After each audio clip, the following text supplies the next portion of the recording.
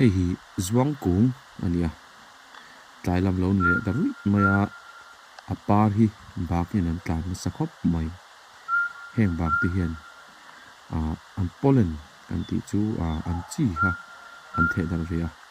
pangpar hian anu le pa anom ve a chuan a thingin ei tur pe a bak hoin a chi an the dar sak ve ni chu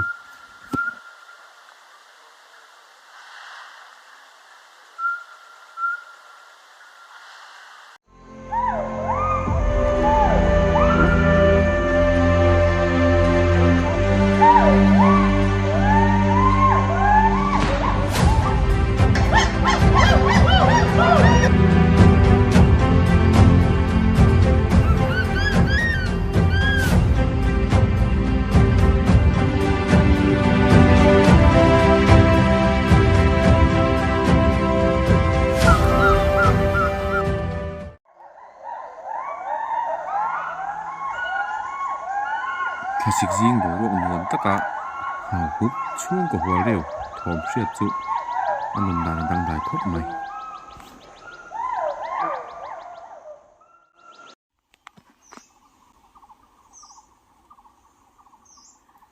heng ho hi sai bak kan ti te kha an nia alen pon lian na roe kezi khat an tinga kezi khat aya rit te po an omani tin an thlasei zong hi fit li tanga fit nga ani tlang puya an lian khop mai arwala omchi an ni a ti hian chuna an ha chola zan lama theira tlan tur zongin an thlok chuak thin ani mizorama hian mu turan wang to khop maya achan chu kan kap zela amai ro chu mun then khata an zin chol mu tur nom ve da zeu thin ani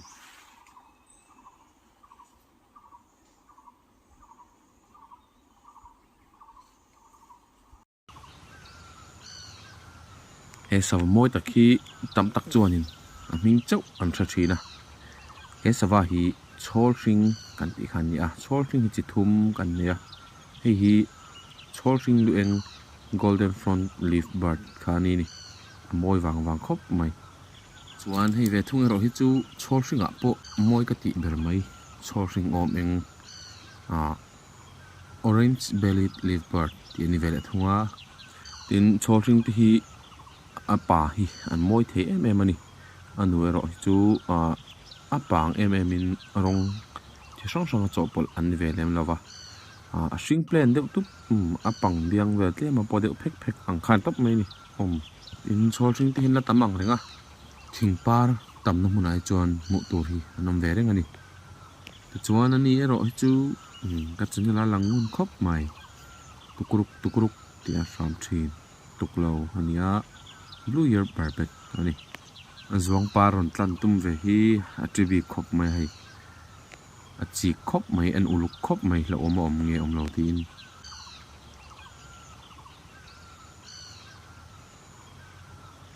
zwang par hian sa fashing chi sang sang mai he kau khom sa khop mea hei tuna kan en lai hi watal khuang ani a hei longai tha cheng ola watal khuang lo hi tuklo oma tuklo bengong om le a tolot om le a phai tolot om le a zo tuklo om le a chuang khang te kha kan tuklo barbet species chi kan ni chu ni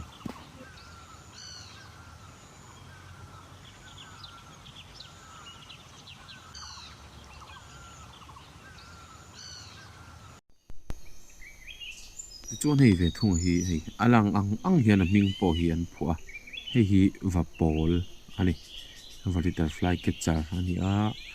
anu te naw leng vel phuro ka leng vel manchi ang khani in bul le avela te po hianin mu tur nom ve je ni savalian lo tak an ni a chongjong ai nan la te le chhong ani he sava mui sei tak te hi kudzung pui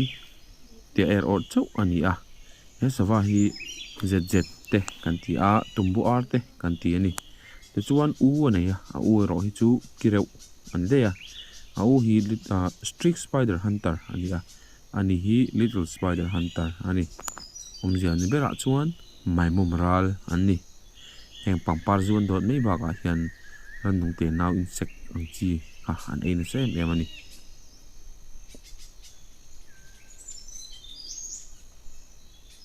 he lama ve thung hianin vatal khong le thu ro an lom dun ve a he thu ro hi spotted dove te ni thu ro te hi gram zan hi vela ri ten ni ve thia tin in bul ve gan thlo fa ya anon tuma an sham kol kol hi chu lungan ti leng ani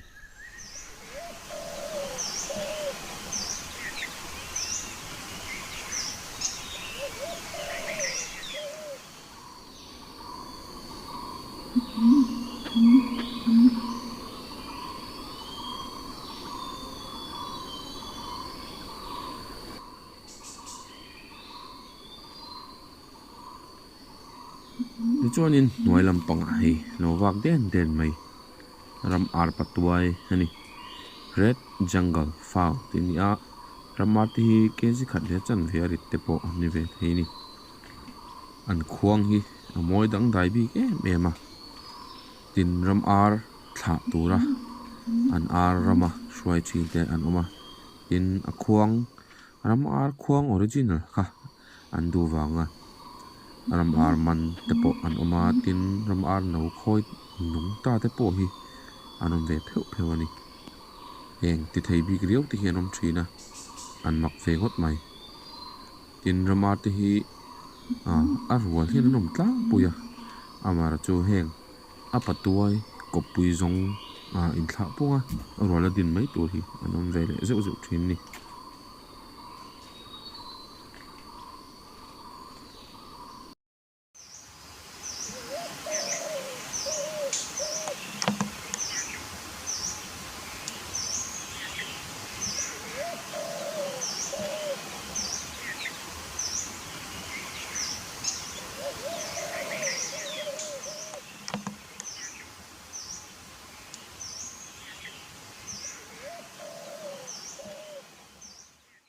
vatal khuang po a rol topin a ram ve buk ani he savai mu a harania o thing buk takan ram hi chu mu ngai nam lo re reng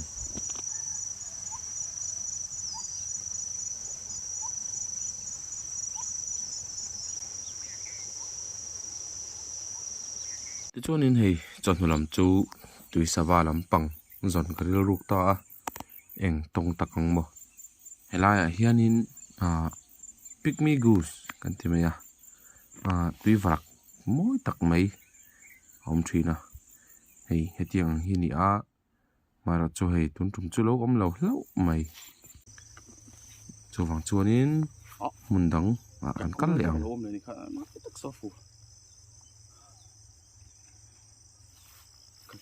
alak tu ai ti ba hian ai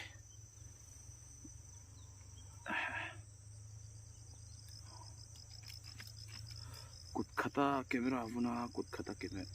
camera thau phone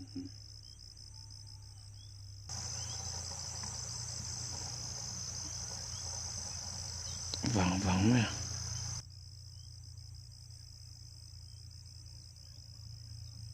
kal ve pai re wat mai hi there camera hian in thima ngam lo khop mai la san lei lut ve da tractor kal ho nan ri tut mai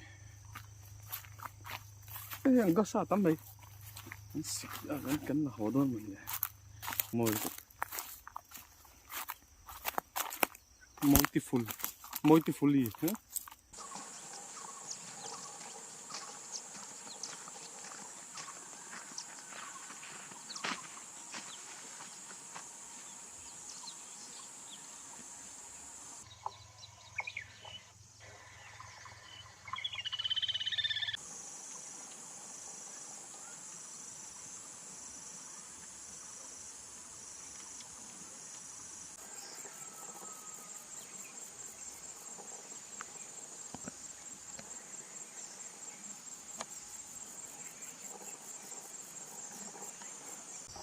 he la hi grey heron lo kala in ring man lo dewa lian vu khop mai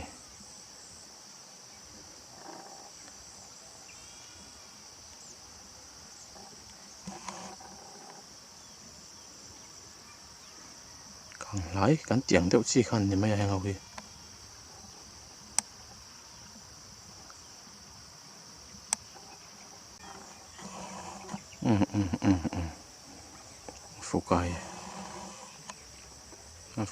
fukai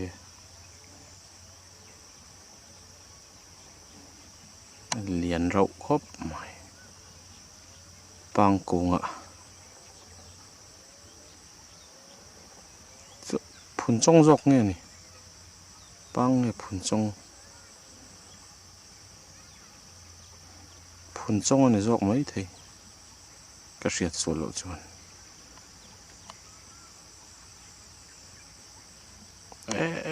ahlal to kamo ahlal deu ani hla deu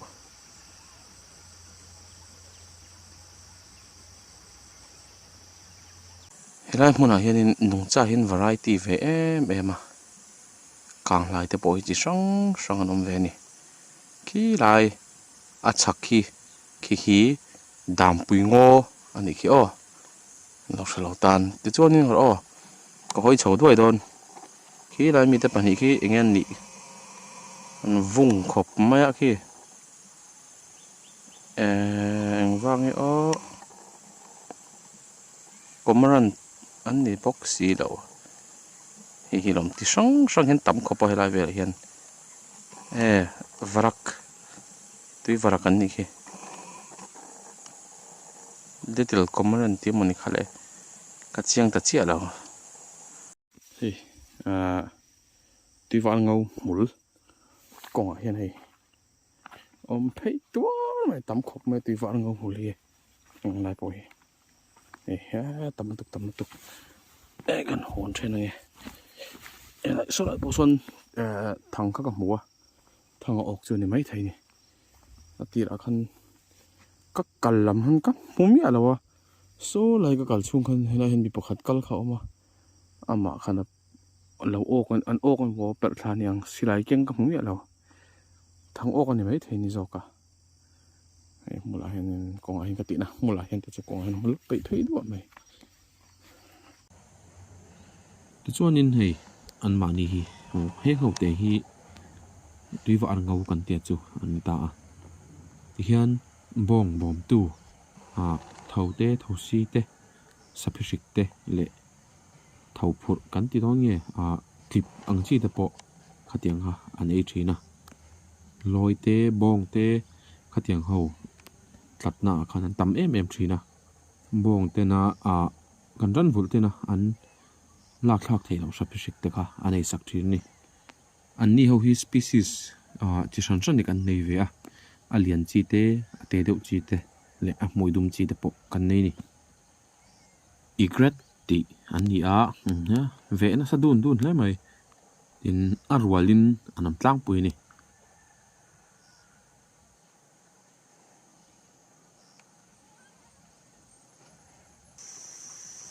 tlai lam bo ruak dai nuam khop paya phai lama chuanin alum to nei vatal khong rek tor palo sam buk mai chuanin tum video chu khati zong kha an le phot mai sela tin sazo ha aizo wala division ne na ka han to an dam tha to ni ti kha kalo sei duwa an chin camera zo le zep zo thina ole ani le phot